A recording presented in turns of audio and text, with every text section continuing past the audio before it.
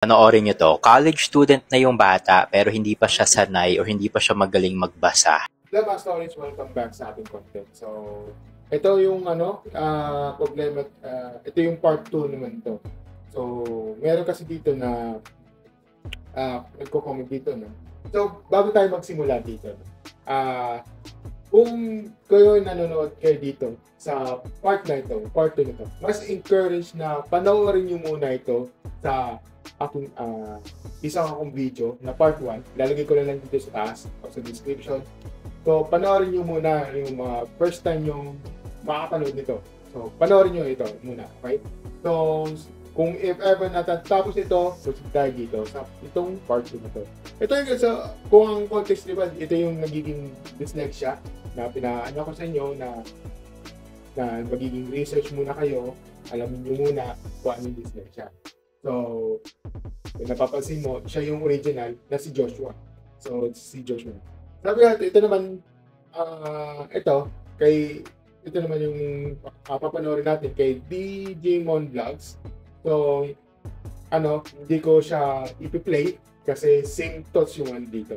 So, ang natin, tutukan natin yung mga comment sections. So, ito sabi niya dito, sabi niya dito sa sabi niya na isang netizen. Pero nung elementary days namin, hindi ka pwede maging grade 3 if hindi ka pa ganong nakakabasa. Wala. So, yun. Okay, so hindi naman sabi niya dito, parang pinapaya niya yung lalaki. Hindi naman pinapaya. Tinutulungan nga niya eh. Ano yan take note hindi yung teacher tinutukoy dito, kundi yung estudyante. So, hindi niya binibidyo. So, yun kasi yung content, yung tinutukoy natin, yung estudyante, yung nagbabasa, yung yung nagsasalita.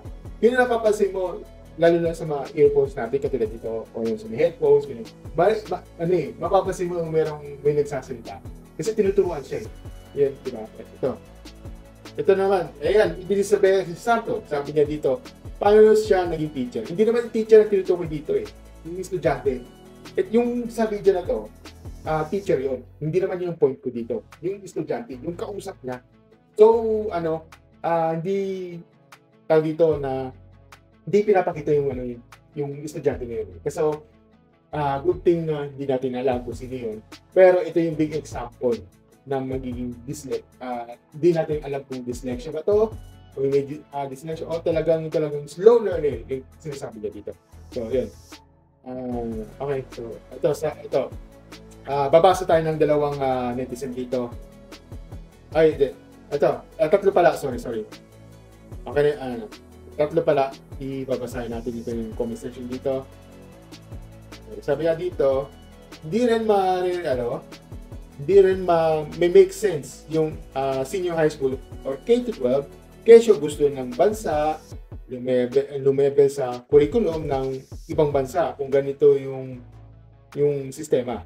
Dati isang bagsak mo lang sa subject, i-repeat mo pa, tapos walang summer class. Yes. Ito naman isa.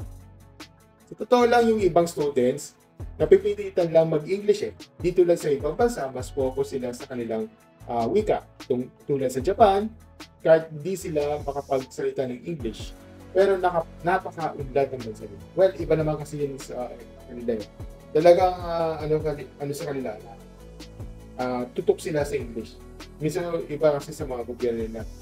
Doon sila tutok sa English. Ayaw nila na ganyan kasi talagang unlad eh.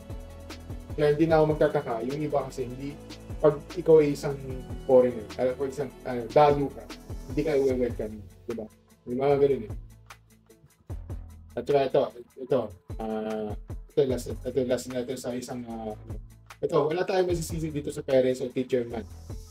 Parents, sure po ba kayong i-assist ninyo yung mga kids ninyo pagka-uwi?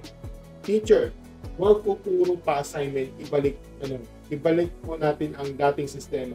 Tipong clearance pa lang, nagsasaulo kami ng power. Harap-harapan. Kapag di nasa ulo, babalik para sa ulo. Hindi ko nila lahat. Medyo iba yung sa inyo Huwag niyong i-generalize yung ginagawa. Anyway, So, yun. Okay. Yan, papakinggan natin ito. Isa pang video na to. Sa ibang video na to sa TikTok na papakinggan natin ito. Ito galing ito kay ah, ito galing kay Jodea. Okay. So, pakinggan natin ito yung sinabi niya. Ito yung base sa mga experience ng mga sa mga dyslexia. No? Okay. So, ito galing ito kay Jodea. Naman, meron pa ngayon nung high school ako, marami talaga na hirap magbasa.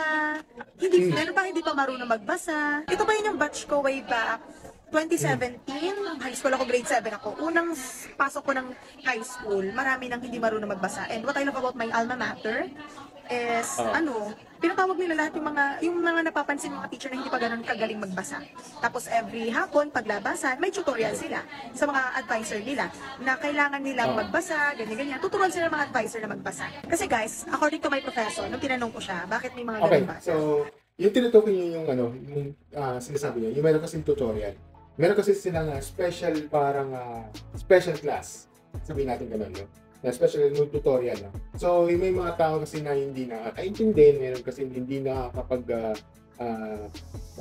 basta, pag sila, meron kasi gano'n na talagang late talaga. Naintindihan ko yun, okay? So, paano mo nasabi yan? Ganito, kasi paano mo nasabi? Paano mo na, yan, na sisigurado na talagang, na talagang special class na talagang solution. Kasi, gano'n din ako eh. Gano'n din ako. Since, kung, hindi ko matandaan kung saan ako, kasi wala pang K-12 pa noon pa eh. So, usong-usong pa, nung sistema noon is, merong, kasi grade 1 to 6 yun eh. Merong grade 1 to 6 para sa mga elementary. Tapos yung mga high school, merong first year, second year, third year, fourth year. So, which is yung freshman, sophomore, junior, senior sa high school. So, ang pagkakatanda ko, tanda ko is grade 5 ata ako noon siguro. Siguro grade 5 pa ako noon. Talagang hindi ako hindi ako makapagsalita ng English, di ba? Hindi ako makapagsalita ng English, tapos hindi ako marunong sa mga math, di ba? Meron akong deficiency, yung times, yung sinabi ko sa dati video na may deficiency ako dati na yung times 6, times 7, 6 times, 7 times, 8 times. Doon ako parang na-struggle ako doon. So, yun yung tinutukoy ko kasi meron kasing may part na ano bang ina-assignment mo? Ganito, ganyan. Dapat matuto kasi ganito. Tuturuan ako na ano ba yung tinuturuan nyo recently. Ano ba ito? Ganito, ganyan. Yun, face-to-face yun. Kailangan pag magtuturo ako, ganito, ganyan. At yun din yung sa Kaya yun, nagkaroon na ng tutorial, talagang tinuturo ako one by one. Yun yung tinutukoy niya yun yung mga dyslexia. Kasi danas ko na yan, meron akong dyslexia. Noon pa. Yan yung hindi naman sa dyslexia yung that time yun.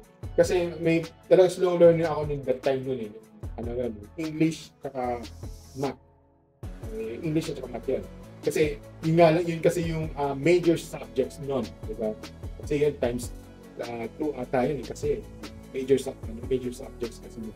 So, tuloy natin yung sinabi ito. Sabi niya, tinanong ko siya kung, ma'am, ano po ba yun? Hindi po ba yung natutukan ng mga elementary teacher nila? Tapos sabi niya, depende daw. Kasi may mga bata talaga na slow learner, slow reader. May mga ganun talaga, which is, kailangan natin silang tutukan, bigyan ng extra attention. Paano kung slow reader na nga, slow learner pa, tapos, hindi pa natutukan, edi wala. Kawawa yung bata.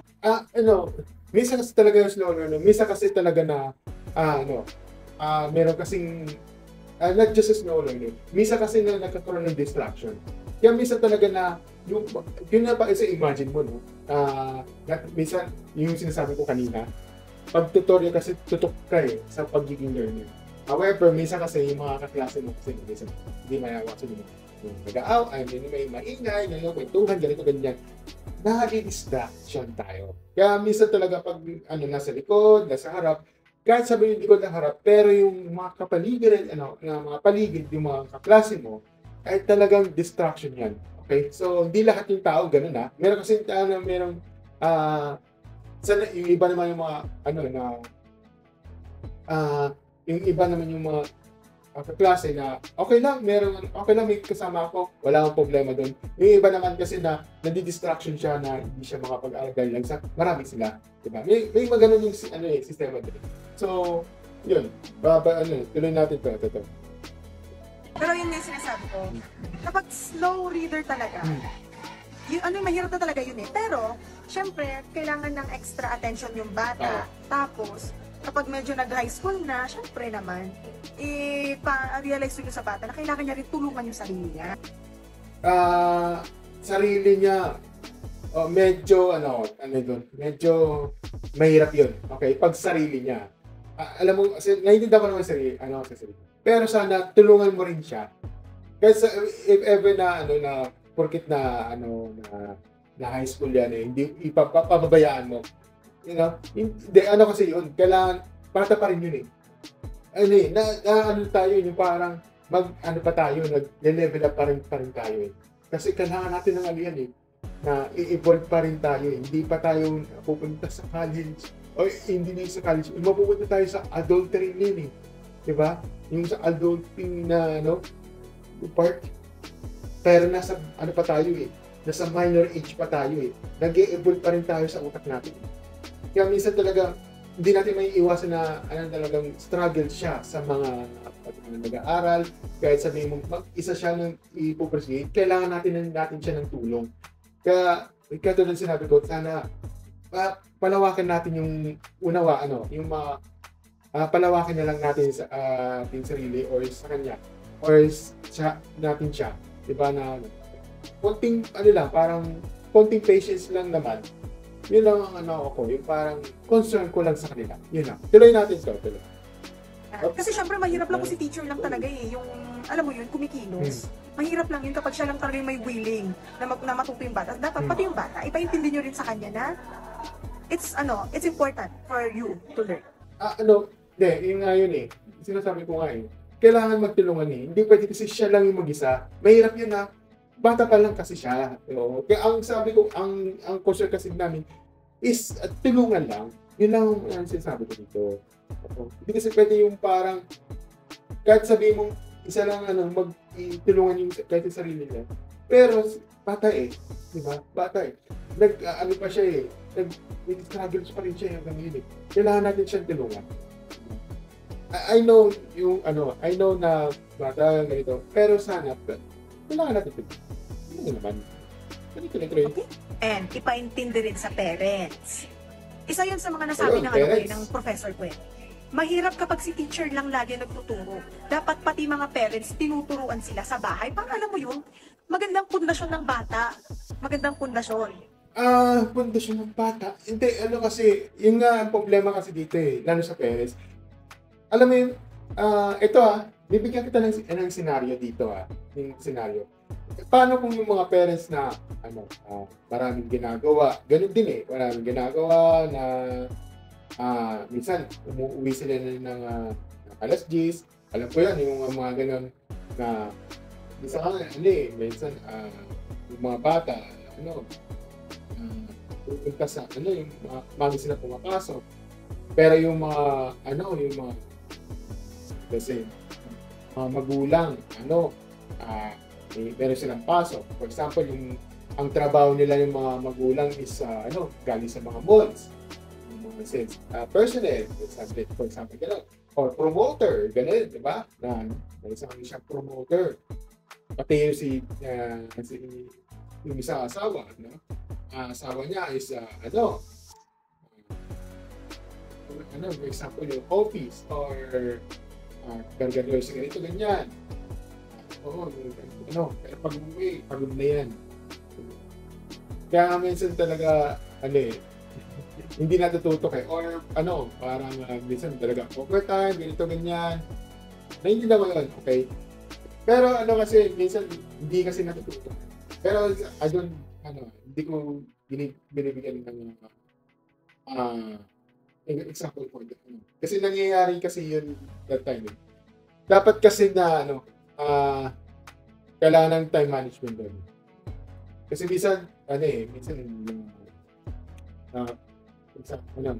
mga promoter na talagang papasok sila ng closing. For example, ang pasok nila is 12 noon, tapos ang labas nila is 9. Diba? 9 p.m. Tapos uwi sila ng 10. Paano yan? Di ba? Paano yan? Paano sila tuturuan? Mahirap, medyo mahirap kasi yung ganun. Yun yung iniisip ko Kasi ganun din yung dati kong katrabaho. Kasi dati kasi ako sales person sales technician. Na ganun din yung yung trabaho niya. Ako, 9 p.m. yung kasi mo yung dati yan Kaya minsan hindi natutukan yung mga bata. Dahil yan.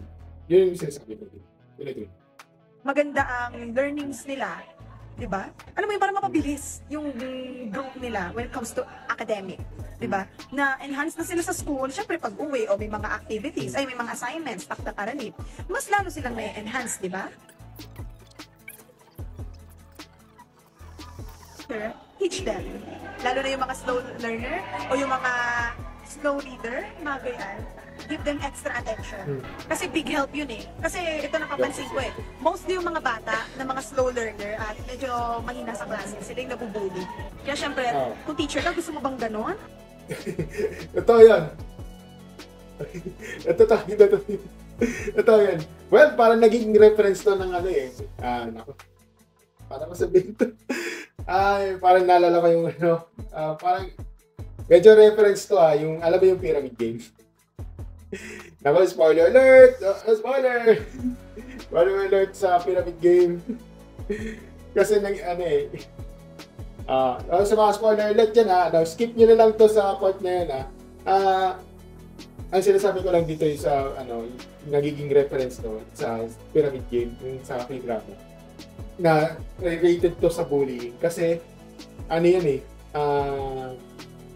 ganun din yung nangyayari sa totoong buhay dahil sa pero hindi sa pero hindi yung app na yun pero nangyayari yan sa pamamagitan ng grading.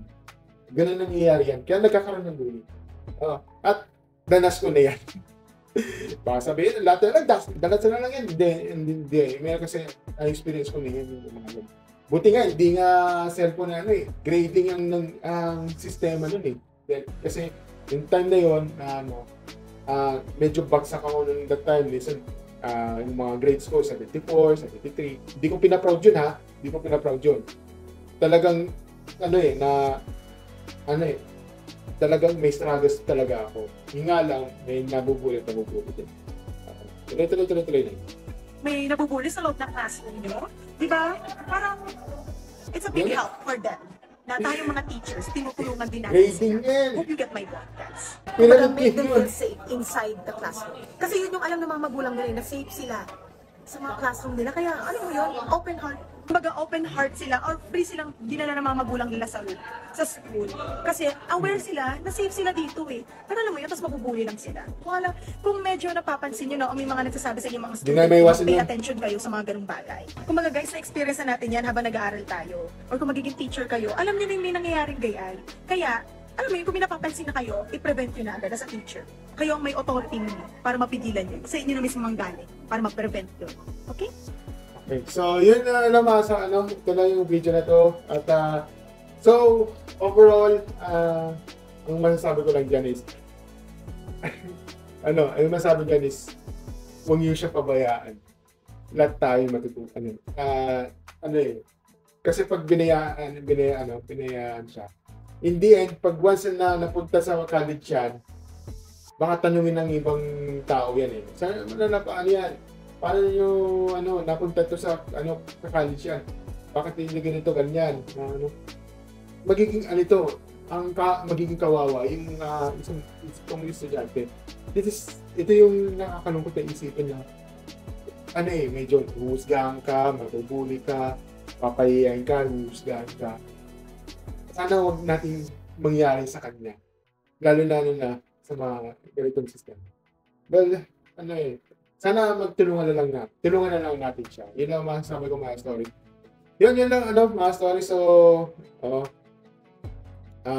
di ko na babasahin itong to, kasi same din yung sa yung binasa natin doon. Yun lang masasabi ko mga stories. Thank you, and have a great Never Ending Stories. Thank you, bye.